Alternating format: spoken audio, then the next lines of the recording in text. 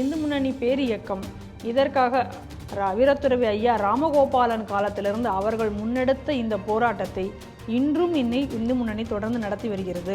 நீலகிரியினுடைய எம்பியாக ஆராசா வந்ததுக்கப்புறம் இவைகள் எல்லாமே இந்த பகுதியில் அதிகரித்து வருகின்றன.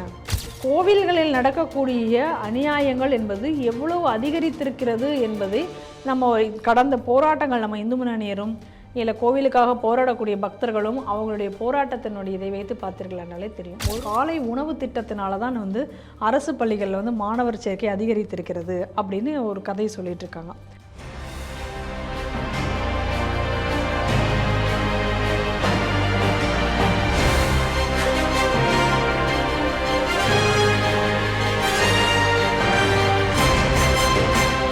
நேயர்களுக்கு வணக்கம்.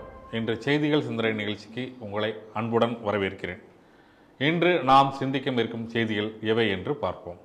சூளைமேடு கோவிந்தராஜ பெருமாள் கோவில் சுற்றுப்பகுதி ஆக்கிரமிப்பு கண்டுகொள்ளாத அறநிலையத்துறை. மேட்டுப்பாளையத்தில் முற்றுகையிடும் சட்டவிரோத மசூதிகள். கோவில் ஆக்கிரமிப்பை மீட்க போராடிய இந்து அமைப்பினர் மீது பொய் வழக்கு. நெல்லை காவல்துறை அட்டூழியம்.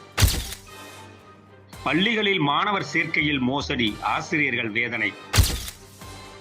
பண பரிவர்த்தனையில் இந்திய ரூபாய், மாறும் உலக நாடுகள். இன்றைய செய்திகள் சிந்தனை நிகழ்ச்சியில் நம்முடன் இன்று அரங்கத்திற்கு வந்து சிந்திக்கிறப்பவர் திருமதி பிரியா வெங்கட் அவர்கள். நேயர்கள் சார்பாக அவரை அன்புடன் வரவேற்கிறேன். வணக்கம் திருமதி பிரியா அவர்கள். வணக்கம் பாண்டிக்குமார்.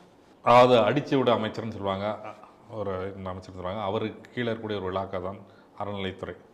இந்த அறநிலைத்துறை மீது பல்வேறு புகார்கள் கூறினால் அறநிலைத்துறை தன்னை திருத்திக் கொள்வதும் இல்லை, திருந்தப் போவதில்லை என்று நீதிமன்றத்தால் பலமுறை கூட்டுப்பட்ட துறை தான் அது. அந்த துறை மீது இப்போ இந்து முன்னணி ஒரு விஷயம் சொல்லியிருக்காங்க. கிட்டத்தட்ட என்னென்னா ஒரு 15 வருஷமாக அந்த ஒரு புகாரை சொல்லிட்டு வராங்க. என்னென்னா சூளைமேட்டில் இருக்கக்கூடிய விவி கோவில் தெருவில் இருக்கக்கூடிய பெருமாள் கோயில், இந்த கோயில் சுற்றி எல்லாமே ஆக்கிரமிப்பு ஆகி கோயிலுக்குள்ள வாசலே பார்த்திங்கன்னா 3 அடியாக சுருங்கிடுச்சு. கோவிலுக்கு அவ்வளோ இடம் இருக்குது, பட் அதோட வாசலே இப்போ 3 அடிக்கு தான் இருக்குது. மேற்கூறிய கோவிலோட கோபுரங்கள் எல்லாமே சிதலம் அடைஞ்சிருக்கு. இவ்வளோக்கும் அந்த கோவிலோடு ஒரு 2 கிலோமீட்டர் தூரத்தில் தான் இந்த அறநிலைத்துறையோட அமைச்சர் வீடு இருக்குன்றது சொல்கிறாங்க. ஒரு பக்கம் இருக்கட்டும். இருந்தாலும் 2005 இவங்க தகவல் உரிமை சட்டத்தின் மூலமாக கோயிலை சுற்றி இவ்வளோ ஆக்கிரமிப்புகள் இருக்குது, இந்த ஆக்கிரமிப்புகள் அகற்றணும்னு சொன்னாங்க. இதன் வரைக்கும் எந்த அறநிலைத்துறை அதிகாரம் செயல்படலை. நான் ஆகா ஓஹோன்னு சொல்லக்கூடிய இந்து அறநிலைத்துறை அமைச்சரும் செயல்படலை. என்ன காரணம் அப்படின்னு பார்த்தோம்னா, அந்த சுற்றியுள்ள பகுதியில் எல்லாமே அந்த வீடுகள், கடைகள், ஆக்கிரமிப்பு எல்லாருமே பார்த்தீங்கன்னா கட்சிக்காரர்களாக இருக்காங்க. அதனால் எந்த ஒரு அதிகாரிகளும் நடவடிக்கை எடுக்க பயப்படுறாங்க. இந்த செய்தியை நீங்கள் எப்படி பார்க்குறீங்க? கோவிலுக்குரிய சொத்துக்களை நாங்கள் காப்பாற்றுவோம். கோவிலினுடைய சொத்துக்கள் முறைகேடாக இருக்கும் பொழுது அல்லது கோவிலினுடைய பணங்கள் முறைகேடாக செலவிடுவதை தடுக்கிறதுக்கு தான் இந்த அறநிலையத்துறை இருக்கிறது அப்படின்னு சொல்லி தான் இவங்க ஒரு கோவிலையும் இவர்களுடைய வசம் எடுக்கிறதை நாம் பார்த்து கொண்டிருக்கிறோம். ஆனால் இன்னைக்கு எப்படி அந்த நிலைமை இருக்கு பாருங்க. அந்த கோவில் என்பது இந்த கோவிந்தராஜ பெருமாள் கோவில் என்பது மிகவும் பழமையான ஒரு கோவில். அந்த கோவிலுக்கு இன்னைக்கு போகிறதுக்கு கூட வழி இல்லாத அளவுக்கு சுற்றில் முழுக்களுமாக ஆக்கிரமிப்பு செய்து வைத்திருக்கிறார்கள். அது மட்டும் இல்லாமல் அந்த கோவிலுமே பராமரிப்பு இன்றி அது சிதிலமடைந்து அந்த கோபுரங்கள் எல்லாம் சிதிலமடைந்திருக்கக்கூடிய காட்சியும் நம்மளால் அதில் பார்க்க முடியாது. அங்கே போய் நேரில் போய் பார்த்தா நமக்கு தெரியும். இது சூளைமேடு பகுதியில் மட்டும் கிடையாது. இதே போன்ற ஒரு கோவில் புரசைவாக்கத்திலையும் ஒரு கோவில் இருக்கிறது. அது ஆஞ்சநேயர் கோவில். அங்கும் இதே போல் சுற்றிலும் கடைகள் இருக்கும். அந்த கடைக்கு நடுவில் அந்த கோவில் இருக்கிறதே தெரியாமல் இருந்தது. அதுபோல் அங்கேயும் இதே போல் ஆக்கிரமிப்பு தான். இது வரைக்கும் அங்கேயும் எந்த நடவடிக்கையும் எடுக்கவில்லை. இதற்காக தொடர்ந்து இந்து முன்னணி இன்னைக்கு போராடி கொண்டு வருகிறார்கள். நீங்கள் ஏற்கனவே சொன்ன மாதிரி இன்னைக்கு அடிச்சுவிடு பாபு இருக்காரு, அவர் அமைச்சர். அவர் என்ன சொல்கிறாரு, நாங்கள் கோவிலுடைய ஆக்கிரமிப்புகள் எதாக இருந்தாலும் நாங்கள் அகற்றி விடுகிறோம், சொத்துக்களை நாங்கள் இவ்வளோ நாங்கள் மீட்டிருக்கிறோம் அப்படின்னு சொல்லிட்டு இவர் சொல்லிக்கொண்டு லிஸ்ட்டு கொடுக்குறாங்க. ஆனால் கண்ணு முன்னாடி இந்த மாதிரியான பல விஷயங்கள் ஏற்கனவே போராடி கொண்டிருக்கக்கூடிய விஷயங்கள், இது இல்லாமல் அந்த அமைச்சருக்கு கண்ணு தெரியவில்லையா அப்படிங்கிறத கேள்வி. இன்னும் சொல்லப்போனால் நீங்கள் சொன்ன மாதிரி அவர் வீடும் பக்கத்தில் தான் இருக்குது, இது உங்களுக்கு தெரியலையா அப்படின்னு சொல்லி ஒரு கேள்வியும் எழுப்பியிருக்காங்க. கேட்டால் இந்த கோவில்கள்லாம் திமுக ஆட்சி வந்ததுக்கப்புறம் ஆன்மீக புரட்சி ஏற்பட்டிருக்கிறது, நாங்கள் இவ்வளோ கோயிலுக்கு கும்பாபிஷேகம் செய்து விட்டோம் அப்படின்னு சொல்லிட்டு எப்பயும் போல ஒரு கணக்குகளை காமித்து இந்து மக்களை ஏமாற்றக்கூடிய ஒரு வேலையை தொடர்ந்து இவர்கள் செய்து வருகிறார்கள். இன்னொரு பக்கம் கோவில் அழிப்பு என்பது நடந்து கொண்டிருக்கிறது. இந்த மாதிரியான ஆக்கிரமிப்புகளை அகற்றுவதில் அலட்சியம் காட்டுவதில் இங்கே மட்டும் கிடையாது. இதே போல் பாருங்கள், வடபழனி கோவிலுக்கு செல்லக்கூடிய பாதை இது அந்த கோவிலுக்கு செல்லக்கூடிய பாதை, அந்த நடைமேடை முழுவதுமாக இன்றைக்கி கடைகளால் ஆக்கிரமிக்கப்பட்டிருக்கிறது. அந்த கடைகளை ஏற்கனவே அகற்ற வேண்டும் என்று சொல்லி காவல்துறையினர் பலமுறை முயன்றும் கூட அந்த ஆக்கிரமிப்புகளை அகற்ற முடியவில்லை. அதற்கு காரணம் என்ன அப்படின்னு சொன்னால், இங்கே சொன்ன அதே குற்றச்சாட்டு தான். அங்கே அந்த கடை கூட போடக்கூடிய பெரும்பாலானவர்கள் ஆளும் கட்சியினருடைய ஆட்களாக இருக்கிறது மட்டுமல்லாமல், அவர்களுக்கு மாமூல் அந்த பகுதியில் உள்ள லோக்கல் கவுன்சிலர், அந்த கவுன்சிலர் கீழே உள்ள ஆட்கள், கட்சி தொண்டர்கள், இந்த மாதிரி பலருக்கும் அங்கே மாமூல் பிரிந்து செல்கிறது. அதனால் அந்த மாமூலை வாங்கிட்டு அவர்கள் இந்த கடைக்காரர்கள் ஆக்கிரமித்திருக்கிறவர்கள் இதை வெளியேறுவதில் அவர்களுக்கு பயம் இல்லை. ஏன்னா எப்படி இருந்தாலும் ஆளுங்கட்சியவர்களை காப்பாற்றி விடுவார்கள் என்ற நம்பிக்கை இருக்கிறது. இவர்கள் மாமூலை வாங்கி கொண்டு காவல்துறையினரையும் இவர்கள் இன்னொரு பக்கம் தடுத்து நிறுத்தி கொண்டிருக்கிறார்கள் அப்படிங்கிற குற்றச்சாட்டும் இன்றைக்கி வந்திருக்கு. அதனால் அந்த கோவிலுக்கு பக்தர்கள் போகிறது, இப்போ கோயில் விசேஷ நாட்கள் அந்த நேரத்துலலாம் அந்த பாதையில் பார்த்தீங்க அப்படின்னு சொன்னால் அவ்வளோ ஒரு வாகன நெரிசல் இருக்கும். பக்தர்கள் போய் பார்க்குறது கூட அவ்வளோ ஒரு கஷ்டமான ஒரு சூழ்நிலையை அங்கே ஏற்படக்கூடிய நிலையில தான் இருக்குது. அதனால் தொடர்ந்து இந்த மாதிரியான கோவில்களை அதாவது அறநிலையத்துறை என்ன வேலை செய்வதற்காக இந்த கோவில்களை நாங்கள் எடுக்கிறோமோ, இந்த கோவில்களை நாங்கள் எங்கள் கையில் எடுத்திருக்கிறோம் அப்படி என்று சொல்லக்கூடிய அறநிலைத்துறை அந்த வேலையை செய்கிறதா அப்படின்னு கேட்டால் இல்லை. ஏன்னா இவங்க என்ன சொல்கிறாங்க, கோவிலினுடைய நிர்வாகத்தில் முறைகேடுகள் இருக்குது, நாங்கள் அதை சரி செய்ய போகிறோம். கோவிலினுடைய சொத்துக்கள் ஆக்கிரமிப்பாளர்கள் வசம் இருக்கிறது, அதை மீட்கிறோம் தானே இவங்க சொல்ல போகிறது. இதுக்காக ஒரு குறிப்பிட்ட காலம் ஹெச்ஆர்என்சி அந்த கோவிலை எடுத்து இவைகளை சரிப்படுத்தி மீண்டும் அந்த கோவிலுடைய எங்கே யாரிடமிருந்து எடுத்தார்களோ அவர்களிடமே அதை ஒப்படைக்க வேண்டும் என்பது தான் ஹெச்ஆர்என்சிக்கு கொடுக்கப்பட்டிருக்கக்கூடிய வேலை. அந்த துறையினுடைய வேலையும் அது மட்டும்தான். ஆனால் இந்த துறை இப்படி கோவிலை எடுத்துக்கொண்டு முழுவதுமாக சட்டவிரோதமாக செயல்பட்டு கொண்டிருக்கிறது. அதனால தான் அறநிலையத்துறை என்றே ஒன்று தேவையில்லை அப்படின்று இன்றைக்கி பக்தர்களும் இந்துக்களும் சொல்லி கொண்டு வருகிறார்கள். காரணம் என்ன? இது பாருங்கள், இது செய்ய வேண்டிய இந்த ஆக்கிரமிப்பு அகற்றம் எங்கேயாவது அகற்றியிருக்கா அப்படின்னு பார்த்தீங்கன்னா கிடையாது. ஏதோ ஒரு சில இடங்களில் இவங்களுக்கு அகற்றிட்டு நாங்கள் இதை அகற்றிட்டோம், இவ்வளோ சொத்துக்களை மீட்டுட்டோம் அப்படின்னு சொல்லி வெறும்னு அவர்கள் அறிக்கையை மட்டும்தான் வெளியிட்டு கொண்டிருக்கிறார்கள். அதற்கப்புறம் அந்த கோவில் சொத்துக்களை வைத்துக்கொண்டு அந்த கோவிலுக்கு சம்பந்தமில்லாத வேலைகளை செய்வது. அதாவது இப்போ கோவில் நிலம் இருக்கும், அந்த கோவில் நிலத்தில் நாங்கள் போயிட்டு காலேஜ் கட்டுறோம், அது கோவிலுக்கான வேலை கிடையாது. அதுக்கப்புறம் அதுலேயே அரசு அலுவலகங்களை கட்டிவிட்டு அந்த குத்தகை பணத்தையும் கோவிலுக்கு சரியாக கொடுக்காமல் இருப்பது. அப்போ இப்படிப்பட்ட நிர்வாக முறைகேடுகளையும் இந்த அறநிலையத்துறை செய்து கொண்டிருக்கிறது. அதுக்கப்புறம் ஆடிட்டுங்கிறத இவங்க செய்கிறதே கிடையாது. அது வெறும் இன்டர்னல் ஆடிட் மட்டும்தான், எக்ஸ்டர்னல் ஆடிட்டே கொடுக்கறது இல்லை. ஆனால் அந்த இன்டர்னல் ஆடிட்டுக்கும் கோவிலிலிருந்து இவ்வளோ பர்சன்டேஜ் பணத்தை ஆடிட் ஃபீஸ் அப்படின்று வாங்கி கொண்டிருக்கிறார்கள். வருஷத்துக்கு பல கோடி ரூபாய் இதற்காகவே எடுத்துட்டு இருக்காங்க. ஆனால் அந்த ஆடிட்லையும் இவங்க பண்ணக்கூடிய எக்ஸ்டர்னல் ஆடிட்டே போக வேண்டாம், இவங்களுடைய இன்டர்னல் ஆடிட்லேயே சில அதிகாரிகள் எவ்வளோ முறைகேடுகள் நடந்திருக்கின்றன அப்படின்னு சொல்லி கேள்விகளை ரைஸ் பண்ணியிருக்காங்க. அந்த கேள்விகளுக்கு இதுவரைக்கும் அறநிலைத்துறை எந்த பதிலும் கொடுக்கவில்லை என்பதையும் நாம் பார்க்கிறோம். இது எல்லாமே நம்ம அரசு கையில் ஆலயங்கள் நிகழ்ச்சியின் வாயிலாக TR ரமேஷ் அவர்கள், இப்போ தற்போது நாகராஜன்ஜி அவர்கள் இதையெல்லாம் சொல்லி கொண்டிருக்கிறார்கள். இவ்வளவு நடந்த பிறகும் இதற்காக பல வழக்குகளை இது போன்ற கோவில் பாதுகாக்க வேண்டும் அப்படின்றக்கூடிய பக்தர்கள் அவர்கள் முயற்சியில் பல வழக்குகளை நீதிமன்றங்களில் தொடுத்தும், நீதிமன்றம் பல கேள்விகளை கேட்டும் அவர்களை பல குட்டுக்களை வைத்ததுக்கு அப்புறமும் இந்த அறநிலைத்துறை திருந்தவும் இல்லை. நீதிமன்றமும் ஒரு எப்படி சொல்கிறது, ஒரு கடுமையான நடவடிக்கையை இந்த அறநிலைத்துறை அதிகாரிகள் மீதோ இல்லை அந்த அறநிலைத்துறை முறையோ எடுத்ததாக தெரியவில்லை. இவ்வளோ நாள் அவங்க சொல்லிகிட்டே இருக்காங்களே தவிர நீதிமன்றம் சொன்னதை மதிக்கவில்லை அப்படின்னு சொன்னால் ஒரு கண்டெம்ட் அப்படின்னு சொல்லி எங்கேயாவது போட்டிருக்கா அறநிலையத்துறை மேலே? இல்லை ஏதாவது ஒரு அறநிலைத்துறை அதிகாரி சஸ்பெண்ட் செய்யப்படுகிறாரா, இல்லை அவர் மாற்றப்படுகிறாரா, ஏதாவது நடக்குதா? துறை ரீதியான எதுவுமே கிடையாது. அப்படி இருக்கக்கூடிய ஒரே ஒரு துறை என்னென்னா இன்றைக்கி அறநிலையத்துறை தான். அப்போ அதை தவிர, அதாவது நான் ஆரம்பத்திலே சொன்ன மாதிரி அவர்களுக்கு என்ன வேலையோ அறநிலைத்துறைக்கு அந்த வேலைகளை செய்வதில்லை. அதை தவிர கோவிலில் நான் கும்பாபிஷேகம் நடத்துகிறேன் அப்படின்னு போகிறது, கோவிலில் கும்பாபிஷேகம் நடத்துவதற்கும் இவர்களுக்கும் எந்த சம்மந்தமும் இல்லை. அதுக்கு அடுத்ததாக கோவிலில் கும்பாபிஷேகம் நடத்துவது நாங்கள் தமிழில் நடத்துவோம், தமிழ் வழியில் நடத்துவோம், அனைத்து சாதியினரையும் நாங்கள் அர்ச்சகர்கள் ஆக்குவோம். ஏன்னா இதெல்லாம் ஏற்கனவே இருக்குது, இவங்க என்ன புதுசாக செய்ய போகிறாங்க? நாங்கள் அனைத்து ஜாதியினரையும் அர்ச்சகராக்குவோம், அப்படின்னு கோவிலினுடைய வழிபாட்டு முறைகளில் எல்லாத்தையும் நாங்கள் போய் தலையிடுகிறது. நாங்கள் இவர்கள் அது ஏற்கனவே என்ன ஆகமங்கள் சொல்லப்பட்டிருக்கிறதோ அந்த ஆகமங்களை தவிர யாராவது எழுதி கொடுத்த ஆகமத்தெல்லாம் வச்சுக்கொண்டு அதை கொண்டு கோவிலில் வந்து வழிபாட்டு முறைகளை மாற்றுவது. அதே போல் பாருங்கள், ஒரு உதாரணத்துக்கு இந்த மாதிரி வழிபாட்டு முறைகளை மாற்றுவதற்கு ஒரு உதாரணம் சொல்லணும்னா, ஜனவரி 1 அன்று கோவில்களை திறந்து வைப்பது. ஆங்கில புத்தாண்டன்னைக்கு நள்ளிரவு கோவிலை திறந்து வைக்க வேண்டிய அவசியம் என்ன? ஆகம வீதியை மீறி செய்வது. அதே நேரத்தில் இப்போ பாருங்க, சேலம் சுகவனேஸ்வரர் கோயிலில் சிவராத்திரி விழா. அப்போ சிவராத்திரி அன்று பக்தர்கள் ஒரு கால பூஜை முடிந்து அடுத்த கால பூஜைக்காக கோவிலில் காத்திருக்கக்கூடிய நேரத்தில் இங்கேயே நீ உட்காந்துருக்க, எல்லாரும் எழுந்திரிச்சு வெளியில் போ. இதெல்லாம் வந்து அறநிலையத்துறை அதிகாரிகளுடைய வேலை கிடையாது. பக்தர்கள் எங்கே இருப்பாங்க?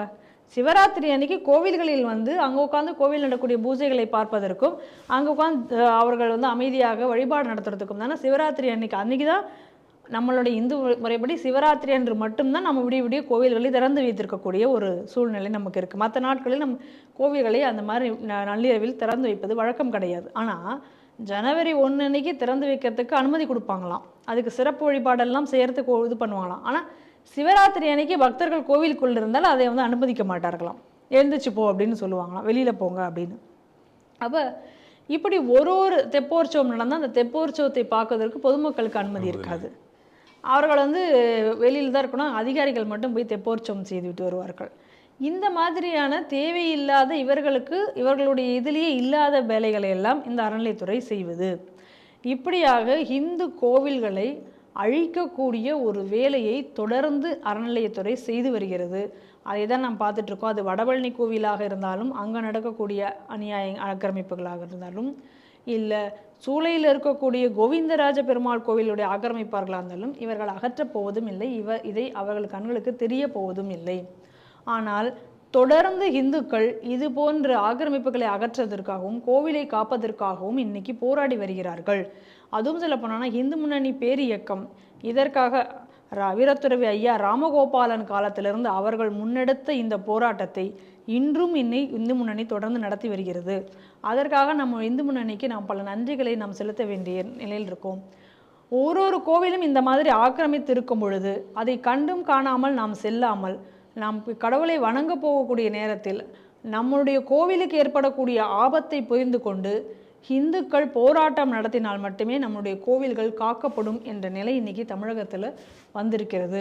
இதை இந்துக்கள் புரிந்து கொண்டு இதை வந்து செயல்பட வேண்டிய ஒரு தருணத்தில் இருக்கிறார்கள். இன்னைக்கு வீதிக்கு வந்தால் தான் இதற்கான தீர்வு கிடைக்கும். இல்லை அப்படின்னு சொன்னால் நமக்கு நாளைக்கு வழிபட கோவில்கள் இருக்காது. இதை நம்ம ஒவ்வொரு கோவில் செய்தியிலும் நம்ம இந்த விஷயத்தை நம்ம சொல்லி கொண்டிருப்பதற்கான காரணமும் இதுதான்.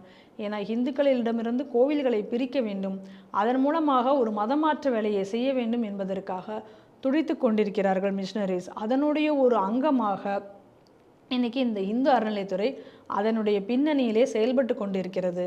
இன்னும் இந்த திமுக அரசு வந்ததுக்கப்புறம் இவர்களுக்கு இது இன்னும் ரொம்ப சாதகமாக அமைந்திருக்கிறது என்பதையும் நம்ம இந்த செய்தியிலிருந்து புரிந்து கொள்ள வேண்டும்.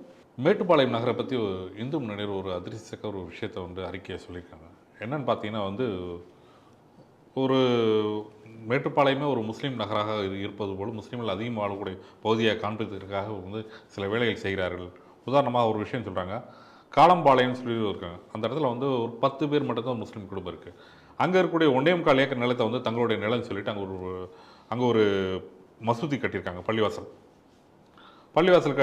அது பக்கத்தில் ஒரு மிகப்பெரிய மதரசாவும் கட்டியிருக்காங்க. வெறும் 10 பேருக்கு மட்டுமே இவ்வளோ தூரம் விஷயம் பண்ணியிருக்காங்க. பண்ணிட்டு என்ன பண்ணியிருக்காங்க, இப்போ வந்து ரமலான் மாதம் நல்லா வந்து என்ன பண்ணியிருக்காங்க, அவங்க வந்து நோம்பு கஞ்சி கூத்தட்ட முயற்சி செஞ்சுருக்காங்க. அங்கே இருக்கக்கூடிய ஒரு தடுத்து காவல்துறை மூலமாக தடுத்து நிறுத்தப்பட்ட பிறகும் மீண்டும் வந்து அவங்க கஞ்சி ஊற்றிருக்காங்க. அது எந்த தைரியன்றது தெரியல. இவ்வாறு வந்து பல இடங்கள் இந்த மாதிரி அவங்க வந்து முஸ்லீம்கள் வந்து தங்களுடைய இருப்பை வந்து அதிகமாக இருக்க மாதிரி காட்டுவதாக இந்து முன்னேறு ஒரு புகார் தெரிவிச்சிருக்காங்க. இந்த செய்தியை நீங்கள் எடுத்து பார்க்குறீங்க.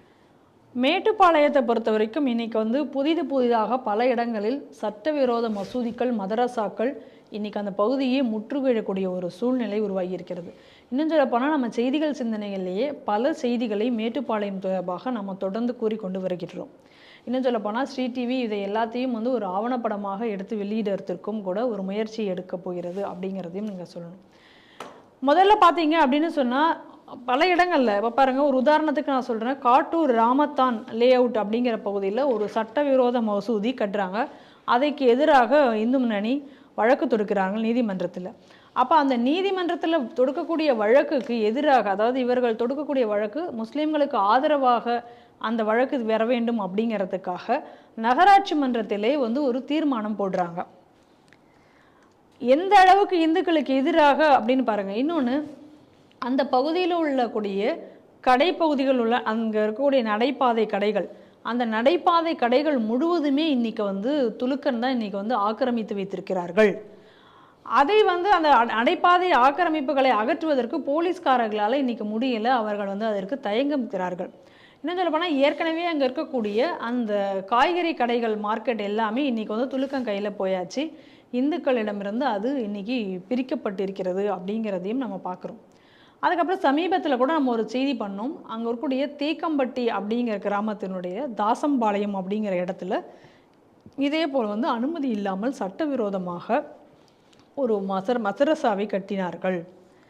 அதை கட்ட அதற்காக எதிர்ப்பு தெரிவித்து எல்லாம் நடந்தாலும் கூட இன்னொரு பக்கம் அதனுடைய கட்டுமான பணி நடந்து கொஞ்ச காலம் அவை பூட்டி வைக்கப்பட்டிருந்தது. மீண்டும் அதை திறக்கப்பட்டிருக்கிறது. இன்னும் கூட அந்த துலுக்கர்கள் அந்த பகுதியில் அதுக்காக ஆடு போட்டு அதற்கு பண வசூல் செய்து கொண்டிருக்கிறதையும் நம்ம பார்க்குறோம். இது எல்லாமே பாருங்கள், எப்போனா இந்த திமுக ஆட்சி வந்ததுக்கப்புறம், இன்னும் சொல்லப்போனால் குறிப்பாக நீலகிரியினுடைய எம்பியாக ஆராசா வந்ததுக்கப்புறம் இவைகள் எல்லாமே இந்த பகுதியில் அதிகரித்து வருகின்றன.